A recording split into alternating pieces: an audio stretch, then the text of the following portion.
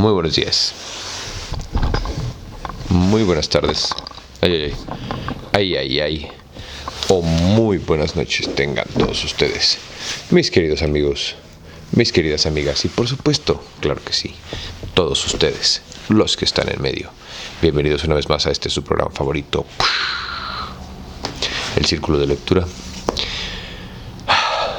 Y cambiamos un poquito el formato porque les voy a platicar que se me cayó mi tripié. Afortunadamente, no, porque yo soy una persona muy afortunada, no estaba la cámara, puesta en el tripié en ese momento. Pero aún así se le rompió la zapata. La zapata es la parte de hasta arriba, ahora sí que la cabeza comes. La zapata es la cabeza en donde se coloca la cámara, ¿no? Sí. Imagínate si en vez de tener esa muletilla del no, dijéramos sí. Pero bueno, la zapata es la cabeza chupas donde se pone la cámara para que se alcance el tripié y ya no se pueda caer. Pero, pues a mí mi tripié se rompió justamente de ahí. Entonces ahorita está haciendo un muy bonito perchero. Voy a ordenar otro, la verdad no lo he hecho por decidioso. Ayer de hecho hice una compra muy estúpida y grande en una página de internet. Pero bueno, sin más por el momento ni preámbulos estúpidos que no te importan. ¿Cómo estás? Buenos días, buenas tardes o muy buenas noches. Yo soy Barbitas y hoy estamos aquí, en tu programa, tu resistencia cultural favorito, para leer. Está cortito, no lo vamos a aventar en corto. La Vuelta al Mundo en 80 días, de Julio Verne, de Editores Mexicanos Unidos S.A. Muchísimas gracias a ti por venir.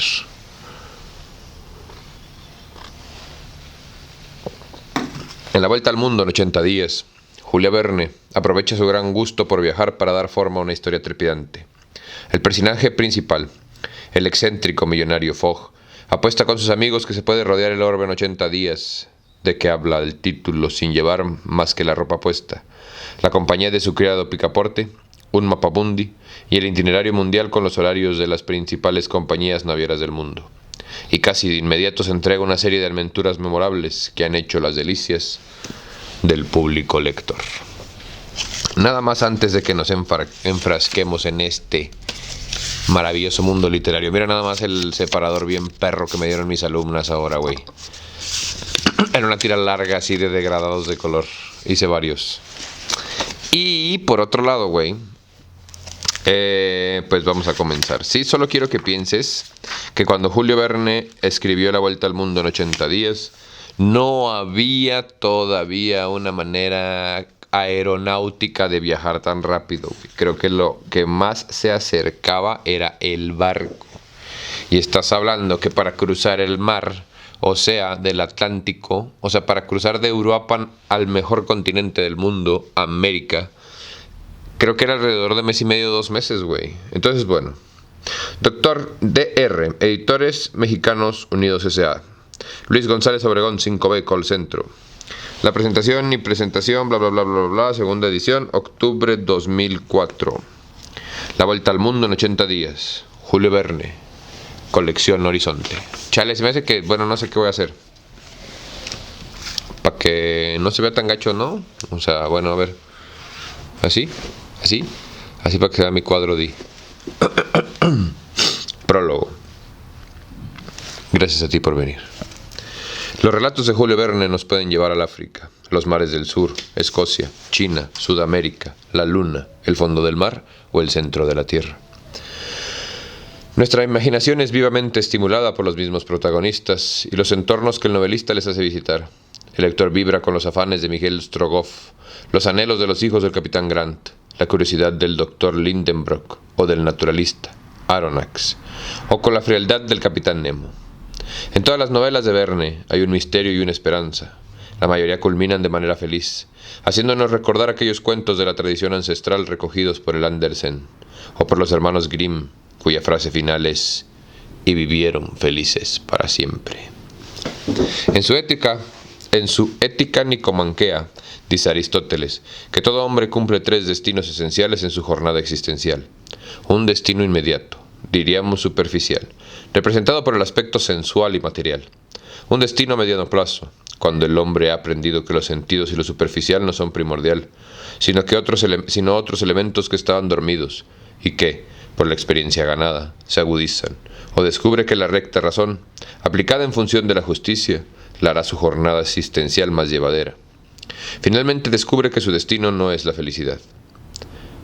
Finalmente descubre que su destino es la felicidad. Julio Verne vivió en una época en la que la razón y lo científico a cada momento se hacían presentes. Para tratar de resolver los enigmas de la vida, ya fuese desde la óptica naturalista o del biólogo, ya fuese desde la óptica del novelista, que con un halo investigador trataba de explicar al hombre y a la realidad que le tocaba vivir. Finalidad esta de la corriente naturalista, muy en boga por la época de los primeros triunfos editoriales de Verne. Si algo caracterizó la vida de este autor, fue su afán de aventuras, que se había manifestado desde niño, cuando contaba con 9 años, guiado por un enorme deseo de poseer un collar de corales. Se embarcó como polizón en un navío con destino a la India. Fue descubierto poco después de que el barco había zarpado, y lo enviaron de vuelta a su casa, lo que le valió una gran reprimenda. La aventura está presente prácticamente en toda su obra, que nos recuerda las peripecias de uno de los primeros grandes viajeros del mundo occidental, el héroe Ulises, que al tratar de regresar a su patria tras la larga guerra de Troya, tarda exactamente el mismo tiempo que duró esta para llegar sano y salvo a su destino.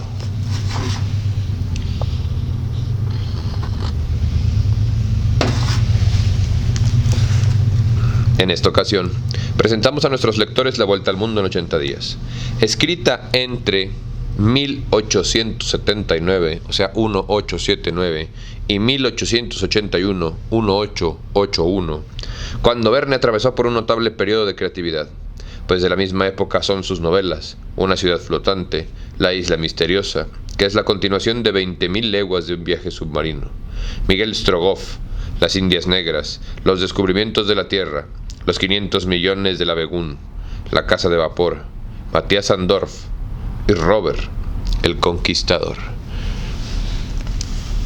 Yves Tadie, crítico y estudioso de su obra, dice: Verne ha querido hacer en la geografía lo que Dumas emprendió con la historia.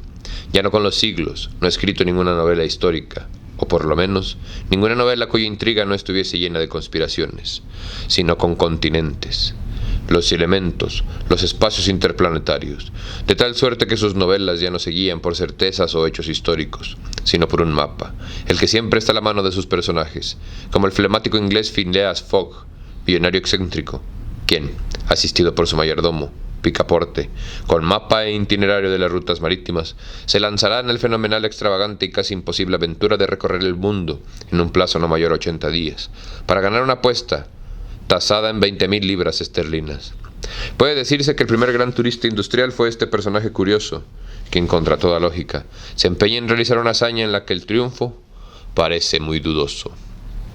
Esta novela pone en evidencia el carácter puntilloso y agudo del inglés tradicional, que es incapaz de salirse de un itinerario, de una ruta o de una rutina, pues si lo hace, sin duda pondrá en riesgo muchas cosas, entre ellas su integridad física y moral. También parece destacarse la novedad de presentar la realidad como una pincelada impresionista, para dejar constancia de que el viaje es más que una jornada. Llega a constituirse en un estado intelectual, emocional y físico del inglés Fogg, pues sus sentidos se agudizan obligado por las circunstancias y tendrá que resolver de manera pronta todo contratiempo.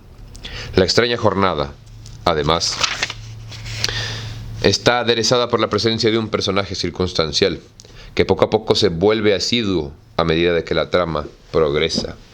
El inspector Fix, policía de Inglaterra, quien al notar la apariencia del inglés y la manera en la que gasta el dinero para resolver las numerosas contingencias del viaje, cree que es un ladrón renombrado que recientemente ha cometido un gran robo al Banco de Inglaterra, por lo que decide acechar al viajero y su sirviente para dar el golpe policíaco de su vida, que sin duda le permitiría ganar el reconocimiento de sus superiores.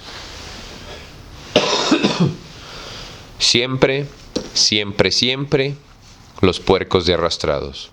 A estudiar y aprender, para Polly, nunca ser. Otro personaje importante es el sirviente del señor Fogg. Hablan Fogg y Picaporte. ¿Eres francés y te llamas John?, le preguntó Phileas Fogg. Juan. Sí, el señor no lo lleva mal. respondió el recién venido. Juan Picaporte, apodo que me ha quedado y que justifica mi natural aptitud para salir de todo apuro. Creo ser honrado, aunque a decir verdad he tenido varios oficios.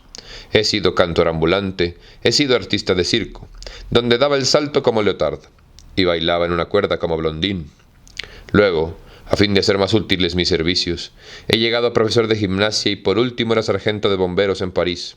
Aún tengo en mi hoja de servicios algunos incendios notables, pero hace 5 años que he abandonado Francia, y queriendo experimentar la vida doméstica, soy ayuda de cámara en Inglaterra, y hallándome desocupado y habiendo sabido que el señor Phileas Fogg era un hombre más exacto y sedentario, del Reino Unido, me he presentado en casa del señor, esperando vivir con alguna tranquilidad y olvidar hasta el apodo Picaporte.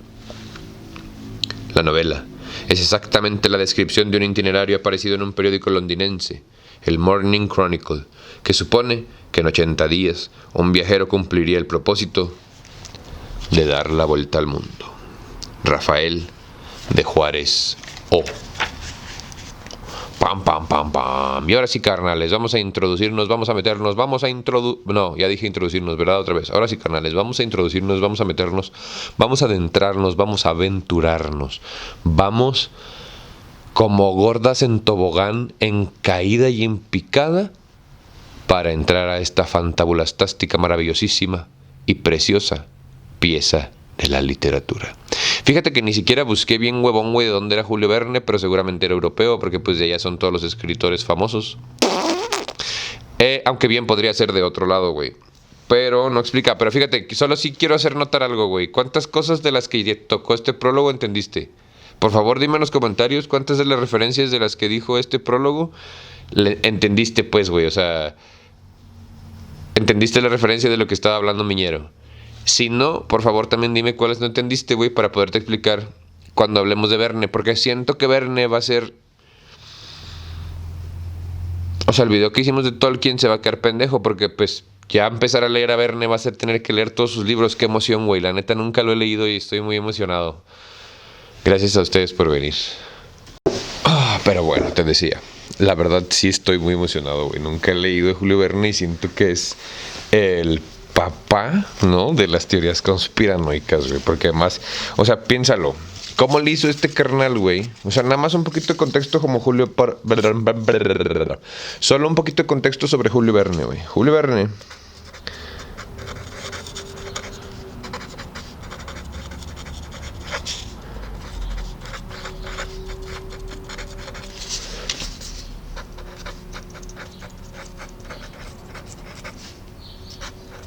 No me quedé trabado. Le estaba anotando a mi separador cuando empezamos la vuelta al mundo en 80 días. Oye, y por cierto, muchísimas gracias a ti, Margarita. Como siempre te mando besos, corazones, póntelos donde tú quieras, por tus superchats y por tus comentarios. Neta que eres la onda. Y ya. Pero bueno, muchísimas gracias a ti por venir. Julio Verne, güey, nada más para que te des una idea, escribió todo esto antes de que se pudiera viajar alrededor del mundo. O sea, cruzar el mar se tardaban alrededor de un mes. Cuando escribió el viaje al centro de la Tierra, obviamente, todavía no se logra. Cuando escribió el viaje a la Luna, cuando escribió el viaje al fondo del mar, ¿no? O sea, este güey era como escritor profeta, o por no decir poeta. Así que, pues bueno, continuemos. Primera parte. Sorbe los mocos, dijera la camarada esa que le caigo gordo, pero que nunca se va del canal. Primera parte. El año 1872. La casa número 7 de Savile Row, Burlington Gardens, estaba habitada por Phileas Fogg, Esquire, que significa escudero, quien, a pesar de que parecía haber tomado el partido de no hacer nada que pudiese llamar la atención, era uno de los miembros más notables y singulares del Reform Club en Londres. Por consiguiente, Phileas Fogg, personaje enigmático y del cual solo se sabía que era un hombre muy galante y de los más cumplidos gentlemen de la alta sociedad inglesa, sucedía a uno de los más grandes oradores que honran a Inglaterra. Acuérdense que gentleman, además de ser caballero en inglés, era una clase social, un poco como decir criollo, un poco como decir así, güey. Phileas Fogg era inglés de seguro, pero quizás no había nacido en Londres. Jamás se le había visto en la bolsa ni en el banco, ni en ninguno de los despachos mercantiles de la City. No era industrial ni negociante, ni mercader ni agricultor. No formaba parte ni del Instituto Real de la Gran Bretaña, ni del Instituto de Londres, ni del Instituto de los Artistas, ni del Instituto de Russell, ni del Instituto Literario del Oeste, ni del Instituto de Derecho, ni de este Instituto de las Ciencias y las Artes Reunidas, que está colocado bajo la protección de su graciosa majestad. En fin, no pertenecía a ninguna de las numerosas sociedades que pululan en la capital de Inglaterra, desde la Sociedad de la Armónica hasta la Sociedad Etimológica. Phileas Fogg era miembro de la Reform Club, y nada más. ¿Era rico Phileas Fogg? Indudablemente. Como había realizado su fortuna, es lo que los mejor informados no podían decir. Y para saberlo, el último a quien convenía dirigirse era Mr. Fogg. Era a Mr. Fogg mismo. En todo caso, aun cuando no prodigiaba mucho, no era tampoco avaro, porque en cualquier parte donde faltase su auxilio para una cosa noble, útil o generosa, solía prestarlo con sigilo y hasta con el velo del anónimo. En suma, encontrar a alguien que fuese menos comunicativo que este gentleman era cosa difícil. Hablaba lo menos posible y aparecía tanto más misterio cuanto silencioso era. Habría viajado, era probable, porque conocía el mapa mundi mejor que nadie. No había sitio por oculto que se hallase, del que no pareciese tener un especial conocimiento. Era un hombre que debía haber viajado por todas partes, a lo menos de la memoria. Lo cierto era que desde hacía largos años, Phileas Fogg no había dejado Londres. Los que tenían el honor de conocerle más a fondo que los demás atestiguaban que, excepción hecha del camino diariamente recorrido por él desde su casa al club, nadie podía pretender haberle visto en otra parte. Era su único pasatiempo leer los periódicos y jugar al whist. Podía ganar a este silencioso juego, tan apropiado a su natural, pero sus beneficios nunca entraban en su bolsillo y figuraban por una suma respetable en su presupuesto de caridad. Por lo demás, bueno, es consignarle. Mr. Fogg, evidentemente, jugaba por jugar, no por ganar. Nadie sabía que tuviese mujer ni hijos, cosa que puede sucederle a la persona más decente del mundo. Ni parientes ni amigos, lo cual en verdad es algo más extraño. Phileas Fogg vivía solo en su casa de Savile Row, donde nadie penetraba. Se ocupaba poco de las interioridades de su casa. Un criado único le bastaba para su servicio, almorzando y comiendo en el club a horas cronómetro determinadas, en el mismo comedor, en la misma mesa, sin tratarse nunca con sus colegas, sin convidar jamás a ningún extraño. Solo volvía a su casa para acostarse a la medianoche exacta. De las 24 horas del día, pasaba 10 en su casa, que dedicaba al sueño o al tocador.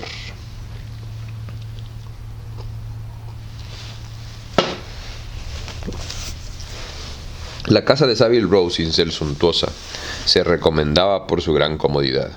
Por lo demás, con los hábitos invariables del inquilino, el servicio no era penoso. Sin embargo, Phileas Fogg exigía de su único criado una regularidad y una puntualidad extraordinarias. Aquel mismo día, 2 de octubre, no se olvida, Phileas Fogg había despedido a James Foster por el enorme delito de haberle llevado el agua para afeitarse a 84 grados Fahrenheit en vez de 86, y esperaba a su sucesor, que debía presentarse entre 11 y 11:30. En aquel momento llamaron a la puerta de la habitación que ocupaba Phileas Fogg. El despedido James Foster apareció y dijo al nuevo criado. Un nuevo mozo de unos 30 años se dejó ver y saludó. «¿Eres francés y te llamas John?», le preguntó Phileas Fogg. «Juan, si el señor no lo lleva mal», respondió el recién llegado. «Juan Picaporte, apodo que me ha quedado y que justifica mi natural aptitud para salir de todo apuro. Creo ser honrado, aunque a decir verdad he tenido varios oficios. He sido cantor ambulante, he sido artista de circo, pero hace 5 años que he abandonado la Francia, y queriendo experimentar la vida doméstica, soy ayuda de cámara en Inglaterra. Y hallándome desocupado y habiendo sabido que el señor Phileas Fogg era el hombre más exacto y sedentario del Reino Unido, me he presentado en casa del señor esperando vivir con alguna tranquilidad y olvidar hasta el apodo de Picaporte». «Picaporte me conviene», respondió el gentleman. «Te han recomendado. Tengo buenos informes sobre tu conducta. ¿Conoces mis condiciones?» «Sí, señor». «Bien. ¿Qué hora tienes?» «Las 11:22», respondió Picaporte. «Vas 4 minutos atrasado. No importa. Basta con hacer constar la diferencia. Con que desde este momento, las 11:26 de la mañana, hoy miércoles 2 de octubre, no se olvida, de 1872, entras a mi servicio. Dicho esto, Phileas Fogg se levantó. Tomó su sombrero con la mano izquierda, lo colocó en su cabeza mediante un movimiento automático y desapareció sin añadir una palabra más. Picaporte oyó por primera vez el ruido de la puerta que se cerraba. Era su nuevo amo que salía. Luego escuchó por segunda vez el mismo ruido. Era James Foster, que se marchaba también. Picaporte se quedó solo en la casa de Savile Row. Durante los breves instantes que pudo conversar con Phileas Fogg, Picaporte había examinado rápida, pero cuidadosamente, a su futuro amo. Era un hombre que podía tener unos 40 años, de figura noble y arrogante, alto de estatura, sin que le afectase cierta ligera obesidad, de pelo rubio, frente tersa, y sin señal de arrugas en las sienes, rostro más bien pálido que sonrosado. Dentadura magnífica. Mentira, güey. O sea, en 1800 dentadura magnífica en Inglaterra, por el amor de Dios, güey. Sereno, flemático, pura la mirada, inmóvil el párpado, era el tipo acabado de esos ingleses de sangre fría que suelen encontrarse a menudo en el Reino Unido. Phileas Fogg era de aquellas personas matemáticamente exactas, nunca precipitadas y que siempre dispuestas economizan sus pasos y sus movimientos. Atajando siempre, nunca daba un pago de más. No perdía una mirada dirigiéndola al techo. No se permitía ningún gesto superfluo. Jamás se vio ni conmovido ni alterado. Era el hombre menos apresurado del mundo, pero siempre llegaba a tiempo. En cuanto a Juan, alias Picaporte, era un guapo chico de amable fisonomía y labios salientes, dispuesto siempre a saborear o halagar, un ser apacible y servicial, con una de esas cabezas redondas y bonachonas que siempre es agradable encontrar en los hombros de un amigo. Tenía azules los ojos, animado el color, la cara suficientemente gruesa para que pudieran verse sus mismos pómulos, ancho el pecho, fuertes las caderas, vigorosa la musculatura y con una fuerza hercúlea que los ejercicios de su juventud habían desarrollado admirablemente. Sería Picaporte, ese criado exacto hasta la precisión que convenía a su dueño. La práctica lo demostraría. Después de haber tenido, como ya he sabido, una juventud vagabunda, aspiraba al reposo, había oído ensalzar al metodismo inglés y la proverbia frialdad de los gentlemen, y se fue a buscar fortuna en Inglaterra. Pero hasta entonces la fortuna le había sido adversa. En ninguna parte pudo echar raíces. Supo que Phileas Fogg, Esquire, escudero, buscaba criado y tomó informes acerca de este caballero, un personaje cuya existencia era tan regular que no dormía fuera de casa, que no viajaba, que nunca, ni un día siquiera, se ausentaba. No podía sino convenirle. Se presentó y fue admitido en las circunstancias ya conocidas. Picaporte, a las 11:30, se hallaba solo en la casa de Savile Row. En el acto empezó a examinarla recorriendo desde el sótano hasta el tejado. Y esta casa limpia, arreglada, severa, puritana, bien organizada para el servicio, le gustó.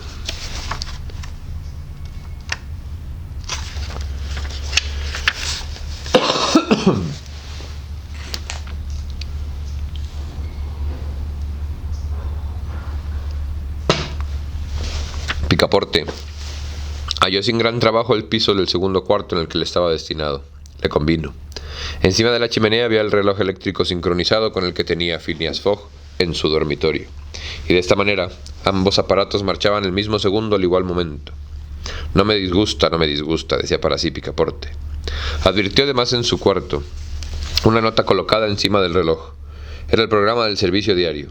Comprendía, desde las 8 de la mañana, hora reglamentaria en la que se levantaba Phileas Fogg, hasta las 11:30, en que dejaba su casa para ir a almorzar al Reform Club, todas las minuciosidades del servicio, el té y los picatostes a las 8:23, el agua caliente para afeitarse a las 9:37 y el peinado a las 10 menos 20, etcétera, etcétera. A continuación, desde las 11:30 de la mañana hasta las 12 de la noche, instante en que se acostaba el metódico gentleman, todo estaba anotado, previsto, regularizado. En cuanto al guardarropa del señor, estaba perfectamente arreglado y maravillosamente catalogado. Cada pantalón, levita o chaleco tenía su número de orden. reproducido en un libro de entrada y salida que indicaba la fecha en que, según la estación, cada prenda debía ser llevada, reglamentación que se hacía extensiva al calzado. Después de haber examinado esta vivienda detenidamente, Picaporte se frotó las manos. Su cara redonda se ensanchó y repitió con alegría: no me disgusta. Ya di con lo que me conviene. Nos entenderemos perfectamente, Mr. Fogg y yo. Un hombre casero y arreglado. Una verdadera máquina. No me desagrada servir a una máquina. Phileas Fogg había dejado su casa de Savile Row a las 11:30, y después de haber colocado 565 veces el pie derecho delante del pie izquierdo y 566 el izquierdo delante del derecho, llegó al Reform Club. Pasó inmediatamente al comedor. Paréntesis cultural, güey. ¿Cómo desde 1870 y pico ya están queriendo trabajar para los robots? ¿Escuchaste? Me encanta trabajar para una máquina. ¿Cómo dijo?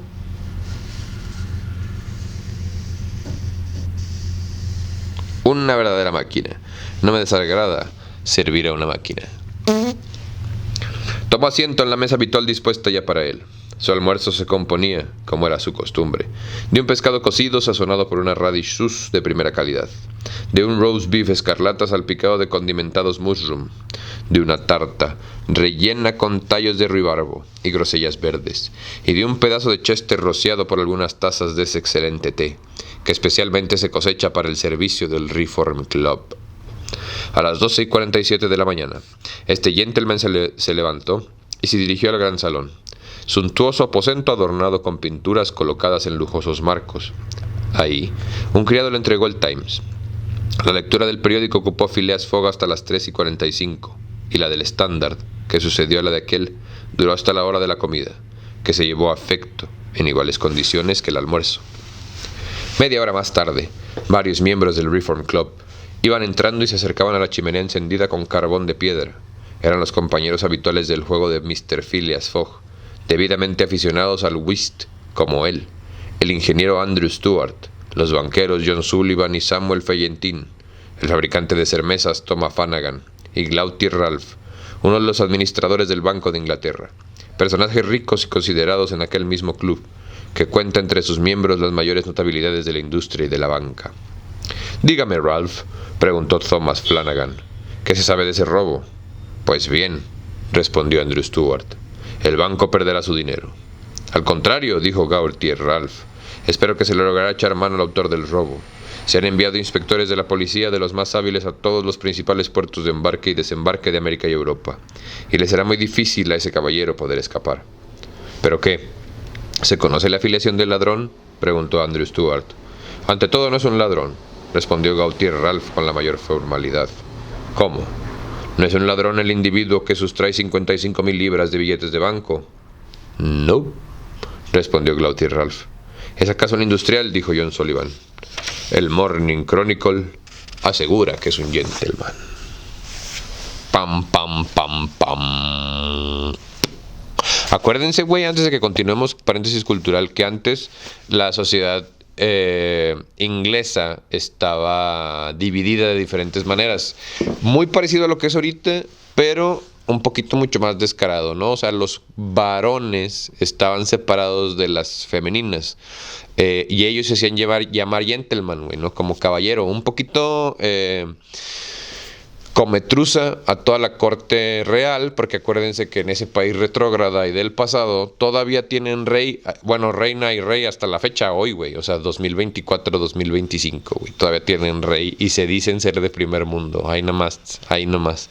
Entonces tenían una estructura social parecida, ¿no? Donde los varones, no cualquier tipo de varón, güey, alto, solamente el que tenía dinero era considerado gentleman o un caballero y tenía acceso a diferentes cosas. Estos clubes de los que habla era como, pues hoy se les llamaría puteros, que son centros exclusivos de entretenimiento masculino, donde además los ingleses, que son medio raros, o bueno, su cultura es diferente a la nuestra, güey, eran clubes exclusivos para los varones, para que estuvieran cotorreando entre varones, porque las viejas no nos pueden escuchar, güey. Jotos. Pinches jotos. Pero bueno. Ya interrumpí mucho la lectura, güey, discúlpenme. Pero sí, es importante que sepamos este tipo de contextos históricos, güey. Entonces te decía que de lo que me peleó con la cámara, estos vergas tenían como que sus clubes exclusivos para gentleman, para caballero. Y no era necesariamente malo, güey, ¿no? O sea, yo porque soy bien sátiro y bien burlón y la neta, sí. Pero... simplemente vamos a verlo así, güey. O sea, su cultura es diferente a la nuestra y punto. Entonces, tenían estos espacios en donde se juntaban a convivir. Y tal vez has visto alguna referencia a alguna película o alguna novela de Netflix, güey, de esas novelas gays de ahora, que son estos como mesas, ¿no? O estos como bares, siempre hay caballeros de traje fumando puro, güey. Esa es la referencia a los clubs de gentlemen, güey. ¿Dónde más los hemos escuchado? ¿Dónde más los hemos visto? En este canal ya leímos a Edgar Allan Poe. Cuando leímos de Edgar Allan Poe, el príncipe encantador es uno de los lugares que frecuenta, ¿no? Los clubs de gentlemen. Continuemos, muchas gracias a ti por venir. El que daba esta respuesta no era otro que Phileas Fogg, el suceso de que se trataba, y sobre el cual los diferentes periódicos del Reino Unido discutían acaloradamente, se había realizado 3 días antes, el 29 de septiembre. Un legajo de billetes del banco que formaba la enorme cantidad de 55.000 libras había sido sustraído de la mesa del cajero principal del Banco de Inglaterra. Pero conviene hacer observar aquí, y esto da más fácil explicación al hecho, que el Banco de Inglaterra parece que se desvive por demostrar al público la alta idea de que tiene de su dignidad. Ni hay guardianes, ni ordenanzas, ni redes de alambre. El oro, la plata, los billetes están expuestos libremente y, por decirlo así, a disposición del primero que llegue. Una vez reconocido el robo con toda formalidad, agentes detectives, elegidos entre los más hábiles, fueron enviados a los puertos principales, a Liverpool, a Glasgow, a Suez, a Brindisi, a Nueva York, etc., con la promesa, en caso de éxito, de una prima de 2.000 libras y el 5% de la suma que se recobrase. Según lo decía el Morning Chronicle, había motivos para suponer que el autor del robo no formaba parte de ninguna de las sociedades de ladrones de Inglaterra. Se había observado que durante aquel día, 29 de septiembre, se paseaba por la sala de pagos, teatro del robo, un caballero bien portado, de buenos modales y aire distinguido. Como es fácil presumirlo, este suceso estaba a la orden del día en Londres y en toda Inglaterra. Nadie extrañará, pues, que los miembros del Reform Club tratasen la misma cuestión, con tanto más motivo cuanto que se hallaba entre ellos uno de los subdirectores del banco. Gutiérrez no quería dudar del resultado de las investigaciones, pero su colega Andrew Stuart distaba mucho de abrigarle igual confianza. La distensión continuó por consiguiente entre aquellos caballeros que se habían sentado a la mesa del whist. Stuart delante de Flanagan, Fallentin delante de Phileas Fogg. «Sostengo», dijo Andrew Stuart, «que la probabilidad está en favor del ladrón». «Quita ya», respondió Ralph. «Solo hay un país en donde pueda refugiarse». «¿Y a dónde quieres que se vaya?» «No lo sé», respondió Andrew Stuart, «pero me parece que la tierra es muy grande». «Antes sí lo era», dijo a media voz Phileas Fogg. «¿Cómo que antes? ¿Acaso la tierra ha disminuido?» «Sin duda que sí», respondió Gauthier Ralph. «Opino como Mr. Fogg. La tierra ha disminuido puesto que se recorre hoy 10 veces más a prisa que hace 100 años. En 80 días tan solo», dijo Phileas Fogg.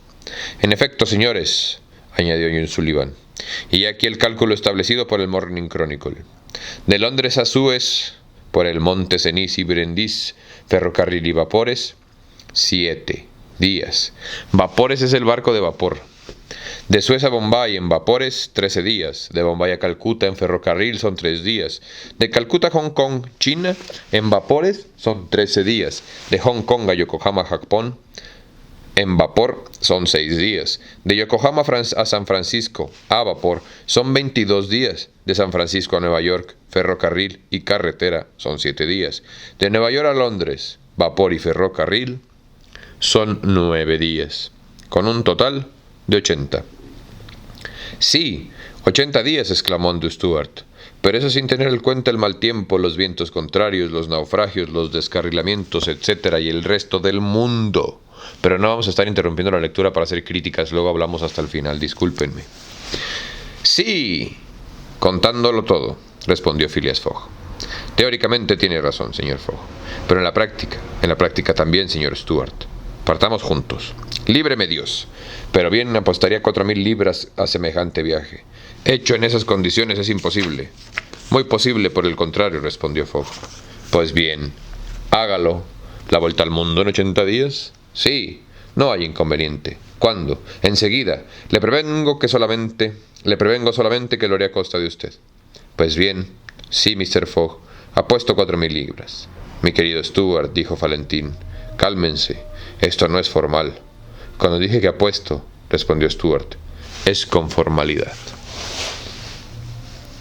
Aceptado, dijo Fogg.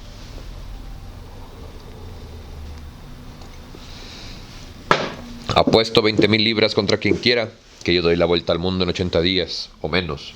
O sean 1.900 horas, o 115.200 minutos. ¿Aceptan? Aceptamos, respondieron los señores Stuart, Valentín, Sullivan, Flanagan y Ralph, después de haberse puesto de acuerdo. Bien, dijo Fogg, el tren de Dover sale a las 8:45. Lo tomaré. ¿Esta misma noche?, preguntó Stuart. Esta misma noche, respondió Phileas Fogg.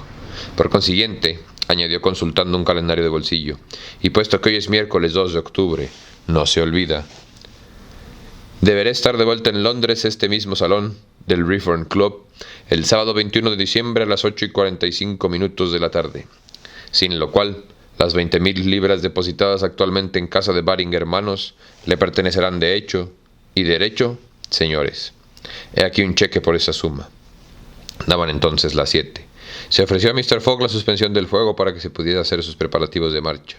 Yo siempre estoy preparado, respondió.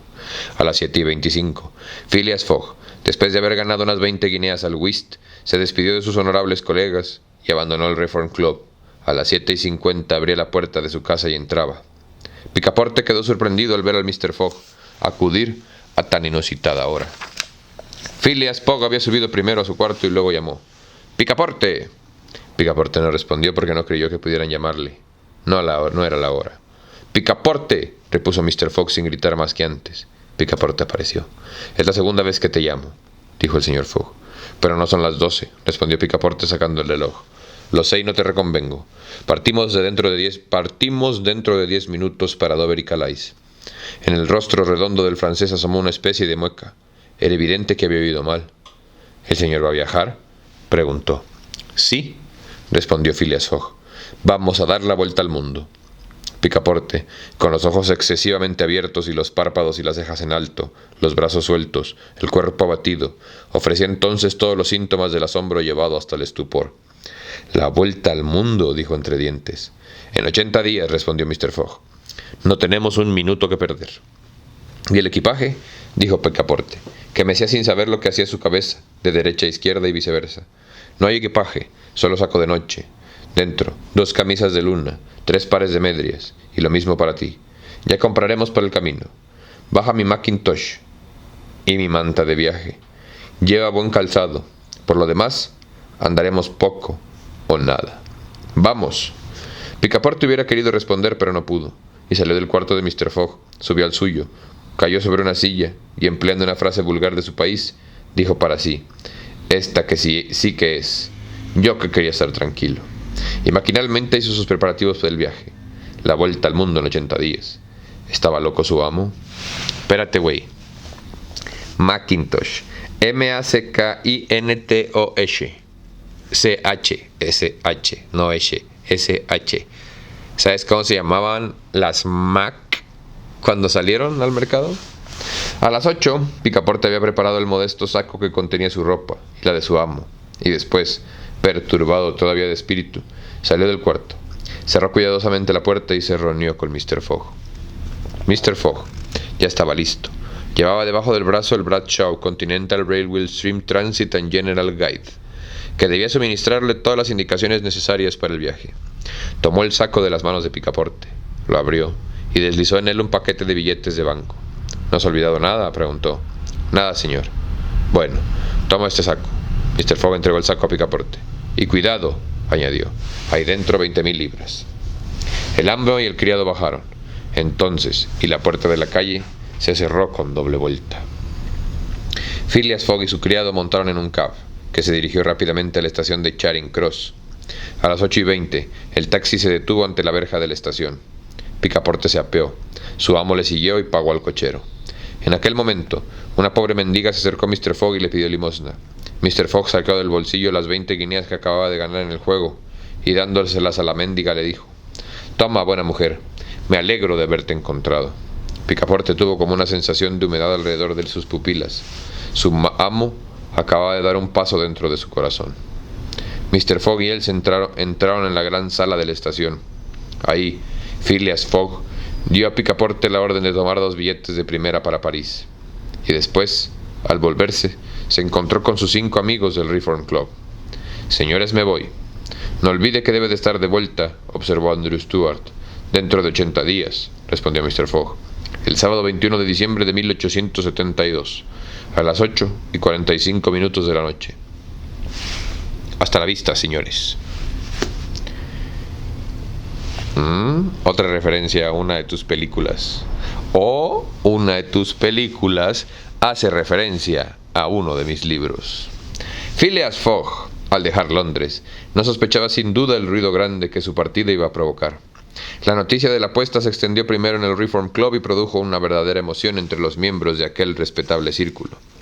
Luego, del club, la emoción pasó a los periódicos por la vía de los reporteros y de los periódicos al público de Londres y de todo el Reino Unido. El Times, el Standard, el Evening Star, el Morning Chronicle y 20 periódicos más de los de mayor circulación se declararon contra el señor Fogg. Únicamente el Daily Telegraph lo defendió hasta cierto punto. Phileas Fogg fue tratado como un loco y a sus colegas del Reform Club se les criticó por haber aceptado esta apuesta, que acusaba debilidad en una de las facultades mentales de su autor. Un largo artículo, publicado el 7 de octubre en el Boletín de la Gran Sociedad de Geografía, trató la cuestión bajo todos los aspectos y demostró claramente la locura de la empresa. Según este artículo, el viajero lo tenía todo en contra suya. Obstáculos humanos, obstáculos naturales. Para que pudiese obtener éxito el proyecto, era necesario admitir una concordancia maravillosa en las horas de llegada y de la salida. Concordancia que no existía ni podía existir. En Europa, donde las distancias son relativamente cortas, se puede en rigor contar con que los trenes llegarán a hora fija. Pero ¿cuánto tardan 3 días en atravesar la India y 7 en cruzar los Estados Unidos? ¿Podría fundarse sobre su exactitud la solución de semejante problema? Y los contratiempos de máquinas, los descarrilamientos, los choques, los temporales, la acumulación de nieve. No parecía presentarse todo contra Phileas Fogg. ¿Acaso en los vapores no podría encontrarse durante el invierno, expuesto a los vientos o a las brumas? Y bastaba con un solo retraso, con uno solo, para que la cadena de las comunicaciones sufriera una ruptura irreparable. Si Phileas Fogg faltaba, aunque tan solo fuese por algunas horas a las salidas de algún vapor, se vería obligado a esperar al siguiente, y por este solo motivo su viaje se vería irrevocablemente comprometido. Este artículo circuló mucho. Casi todos los periódicos lo reprodujeron y las acciones de Phileas Fogg bajaron considerablemente. Solo conservó un partidario, el viejo paralítico Lord Albemarle. El honorable gentleman, clavado en su butaca, hubiera dado su fortuna por poder hacer el mismo viaje aunque fuera en 10 años, y apostó 4.000 libras en favor de Phileas Fogg. Y cuando al propio tiempo le demostraban lo necio y lo inútil del proyecto, se limitaba a responder: si la cosa es factible, bueno será que sea inglés quien primero lo haga. ¡Chinga! En fin, ¿en qué nos quedamos?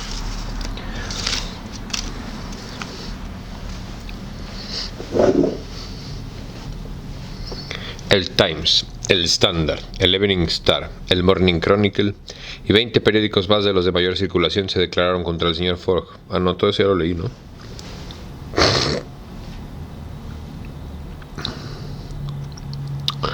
Entre tanto, los partidarios de Phileas Fogg se iban reduciendo en número. Todo el mundo, y no sin razón, se volvía contra él. Ya no le tomaban sino a uno por 150, y aún por 200 cuando 7 días después de su marcha un incidente completamente inesperado hizo que ya no se quisiera a ningún precio. En efecto, Durante aquel día, a las 9 de la noche, el director de la Policía Metropolitana había recibido un despacho telegráfico así concebido. Suez a Londres. Rowand, director policía, Administración Central, Scotland Yard. Sigo al ladrón del banco, Phileas Fogg. Enviar sin tardanza. Orden de prisión a Bombay, India inglesa. Fix, detective. El efecto de este despacho fue inmediato. El honorable gentleman desapareció para dejar sitio al ladrón de billetes de banco.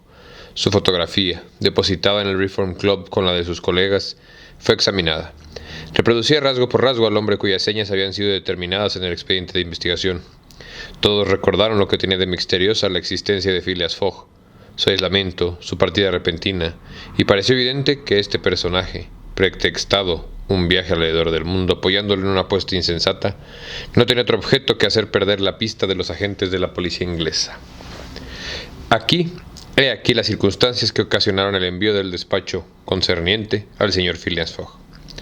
El miércoles 9 de octubre se aguardaba para que a las 11 de la mañana, en Suez, el buque Mongolia de la Compañía Peninsular y Occidental, vapor de hierro, de hélice y Spardek entrepuente, que pesaba 2.800 toneladas y poseía una fuerza nominal de 500 caballos. El Mongolia hacía sus viajes con regularidad, desde Brindisi a Bombay, por el canal de Suez. Era uno de los de mayor velocidad de la compañía, habiendo sobrepujado siempre la marcha reglamentaria de 10 millas por hora entre Brindisi y Suez, y de 9 millas 53 centésimas entre Suez y Bombay. Fix era uno de esos detectives o agentes de la policía inglesa que habían sido enviados a diferentes puestos después del robo perpetuado en el Banco de Inglaterra. Debía Fix vigilar con el mayor cuidado a todos los pasajeros, a todos los viajeros que tomasen el camino de Suez. Y si uno de ellos parecía sospechoso, seguirle, aguardando un mandato de prisión. Precisamente hacía 2 días que Fix había recibido del director de la Policía Metropolitana las señas del presunto autor del robo, o sea, de aquel personaje de buen porte que había sido observado en la sala de pagos del banco. El detective, engolosinado sin duda por la fuente prima prometida en el caso de éxito, aguardaba con una impaciencia infácil de comprender la llegada del Mongolia. Entretanto, el muelle se iba animando poco a poco. Marineros de diversas nacionalidades, comerciantes, corredores, mozos de cordel y felas afluían ahí para esperar la llegada del vapor, que no debía estar muy lejos. Mientras andaba entre toda aquella gente, Fix, por hábito de su profesión, estudiaba con rápida mirada el semblante de los transeúntes. Eran entonces las 10:30, pero no acabará de llegar ese vapor, exclamó al oír dar la hora en el reloj del puerto. Ya no puede estar lejos, respondió el cónsul. Pues bien, dijo Fix, si el ladrón ha tomado pasaje en ese buque tendrá el plan de desembarcar en Suez, a fin de llegar por otra vía a las posesiones holandesas o francesas del Asia. Bien debe saber que no estaría seguro en la India, que es tierra inglesa. A no ser que sea muy entendido, respondió el cónsul, porque ya sabe que es un criminal inglés. Siempre está mejor escondido en Londres que en el extranjero. Después de esta reflexión, que dio mucho que pensar a la gente, el cónsul regresó a su despacho, situado ahí cerca. El inspector de policía se quedó solo, entregado con una impaciencia nerviosa y con el extraño presentimiento de que el ladrón debía de estar a bordo del Mongolia.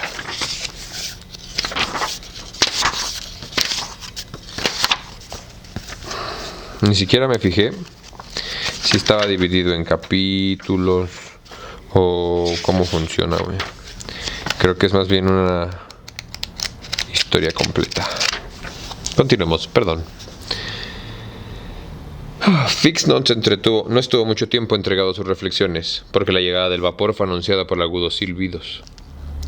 Pronto se advirtió el gigantesco casco de este buque que pasaba entre las márgenes del canal, y daban las 11 cuando vino a atracar en Rada. Eran los pasajeros bastante numerosos a bordo. Algunos se quedaron en el entrepuente contemplando el pintoresco panorama de la ciudad, pero la mayor parte desembarcaron en las lanchas que se habían arrimado al Mongolia. Fix examinaba escrupulosamente a todos los que desembarcaban. En aquel momento se le acercó uno de ellos. Le preguntó con mucha cortesía si podía indicarle el despacho del agente consular inglés, y al mismo tiempo, este pasajero presentaba un pasaporte, en el que deseaba que constase el visado británico. Fix tomó instintivamente el pasaporte y con rápida mirada lo leyó, escapándosele con cierto movimiento involuntario. El papel tembló en sus manos. Las señas que constaban en el pasaporte eran idénticas a las que había recibido del director de la policía británica. «Este pasaporte no es de usted», dijo Fix al pasajero. «No», respondió éste, «es el pasaporte de mi amo». «¿Y tu amo?» «Se ha quedado a bordo». «Pero», repuso el agente, «es necesario que se presente en persona en el despacho del consulado a fin de identificarlo». «¿Y eso es necesario?» «Indispensable». «¿Y dónde está la oficina?» «Ahí, en la esquina de la plaza», respondió el inspector, indicando una casa que distaba a 1 o 200 pasos. «Entonces voy a buscar a mi amo». El inspector volvió al muelle y se dirigió con celeridad al despacho del cónsul. Enseguida, por petición suya urgente, fue introducido a la presencia de dicho funcionario. «Señor cónsul», le dijo sin más preámbulo, «tengo poderosas presunciones para creer que nuestro hombre ha tomado pasaje a bordo del Mongolia». Y Fix refirió lo que había pasado entre el criado y con el motivo de su pasaporte y el con motivo del pasaporte. «Señor cónsul, será necesario que yo detenga aquí a este hombre, hasta haber recibido de Londres un mandato de prisión». «Ah, eso es cuenta de usted, señor Fix», respondió el cónsul, «pero yo no puedo». El cónsul no terminó su frase. En aquel momento llamaron a la puerta de su gabinete, y la ordenanza de la oficina introducía a 2 extranjeros, uno de los cuales era precisamente el criado que había conversado con el agente de policía. Eran efectivamente amo y criado. El primero sacó el pasaporte rogando lacónicamente al cónsul que se sirviera a avisarlo.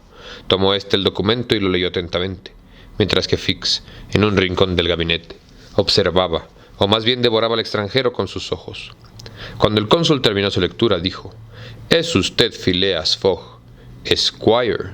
«Sí, señor», respondió el gentleman. «¿Y ese hombre su criado?» «Sí, un francés llamado Picaporte». «¿Vienen de Londres?» «Sí». «¿Y a dónde van?» «A Bombay». «Bien, sabe ya que la formalidad del visado no es necesaria, y que ya no exigimos la presentación del pasaporte». «Ya lo sé, señor», respondió Phileas Fogg, «pero deseo que conste mi paso por Suez». «Como guste». Y el cónsul, después de haber firmado y fichado el pasaporte, lo selló. Mr. Fogg pagó por los derechos y después de haber saludado con frialdad, salió seguido de su criado. «¿Y bien?», preguntó el inspector. «Y bien», respondió el cónsul, «tiene trazas de un perfecto hombre de bien». «Posible», respondió Fix, «pero no se trata de esto. ¿No le parece, señor cónsul, que este flemático caballero se parece rasgo por rasgo al ladrón, cuyas señas tengo?» «Convengo en ello». «¿Todas las señas?» «Ya estoy harto de saberlo», respondió Fix. «El criado me parece menos impenetrable que el amo. Además, es francés, y no podrá contenerse sin hablar. Hasta luego, señor cónsul». Dicho esto, el agente salió y se fue en busca de Picaporte. Entretanto, Mr. Fogg, después de salir de la casa consular, se había dirigido al muelle.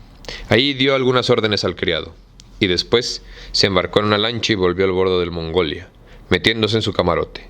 Tomó ahí su libro de apuntes en el que llevaba las notas siguientes. Salida de Londres, el miércoles 2 de octubre a las 8:45 de la tarde.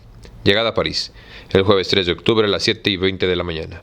Llegada para el Monte Cenis a Turín, el viernes 4 de octubre a las 6:35 de la mañana. Salida de Turín, el viernes a las 7:20 de la mañana. Llegada a Brindisi, el sábado 5 de octubre a las 4 de la tarde. Salida de Londres, el miércoles 2 de octubre, no se olvida. Perdón, se me olvidó. Salida de Turín, el viernes a las 7:20 de la mañana. Llegada a Brindisi, el sábado 5 de octubre a las 4 de la tarde. Embarque en el Mongolia, el sábado a las 5 de la tarde. Llegada a Suez, el miércoles 9 de octubre a las 11 de la mañana. Total de horas transcurridas, 158:30, o sea, 6 días y medio. Mr. Fogg escribió estas fechas en su itinerario dispuesto por columnas que indicaba desde el 2 de octubre, no se olvida, hasta el 21 de diciembre, el día de la semana, el del mes, las llegadas reglamentarias y las efectivas de cada punto principal.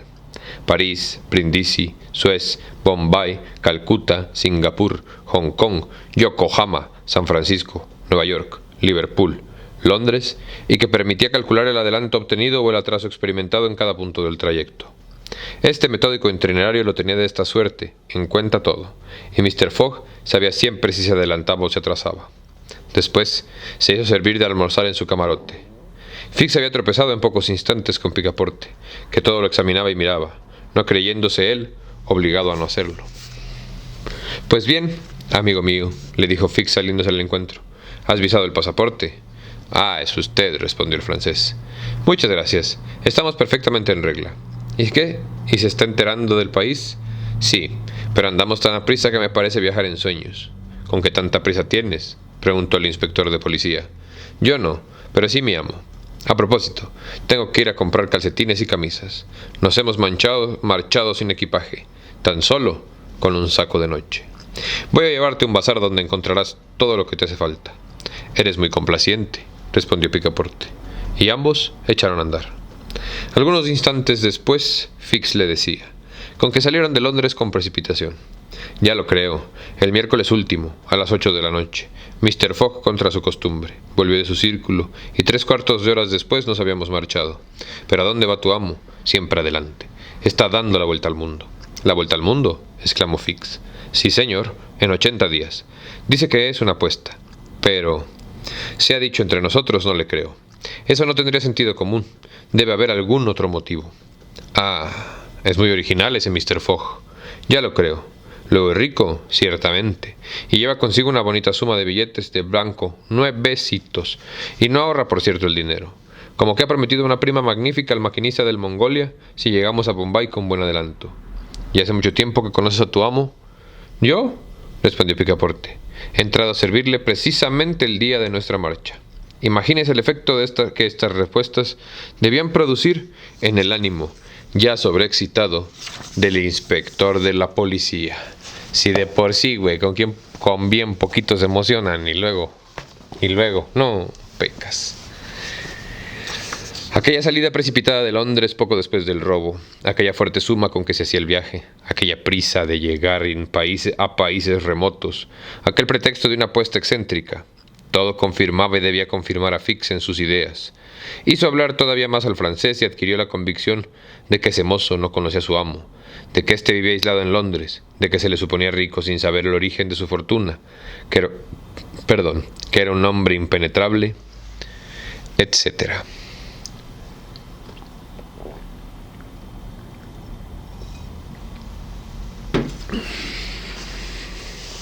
Pero al propio tiempo, Fix pudo cerciorarse de que Fogg no desembarcaba en Suez y se iba directamente a Bombay. Fix dejó a su compañero que hiciera sus compras, le recomendó que no faltase la salida del Mongolia y volvió con premura al despacho del agente consular. Fix, ahora firme en su convicción, había recobrado toda su serenidad. «Señor», dijo el cónsul, «yo no abrigo duda ninguna. Tengo a mi hombre. Se hace pasar por un excéntrico que quiere dar la vuelta al mundo en 80 días. Y en pocas palabras refirió lo más importante de su conversación con el criado del susodicho Fogg. «En efecto», dijo el cónsul, «todas las presunciones están contra él». «¿Y qué vas a hacer?» «Expedir un despacho a Londres con petición urgente de un mandato de prisión, embarcarme en el Mongolia, seguir al ladrón hasta las Indias y en aquella tierra inglesa salirle al encuentro cortésmente con mi orden en una mano y en la otra sobre su hombro». Y un cuarto de hora más tarde, Fix, con su ligero equipaje en la mano y bien provisto de dinero, se embarcaba en el Mongolia, y a poco el rápido buque surcaba a todo vapor las aguas del Mar Rojo. Pero el Mar Rojo es muy caprichoso y con frecuencia porceloso, como todos los golfos largos y estrechos. Cuando el viento soplaba de la costa de Asia o de África, el Mongolia, de casco fusiforme, tomado de través, sufría espantosos vaivienes. Las damas desaparecían entonces, los pianos callaban, los cantos y las danzas cesaban un tiempo, y entre tanto, a pesar del viento y a pesar de las olas, el vapor, impedido por su poderosa máquina, corría sin tardanza hacia el estrecho de Bab el Mandeb. ¿Qué hacía Phileas Fogg durante aquel tiempo?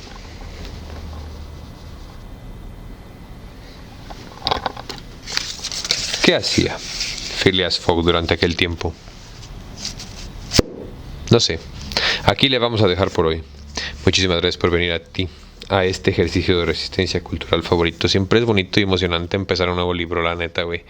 Y más saber que estamos leyendo a Julio Verne.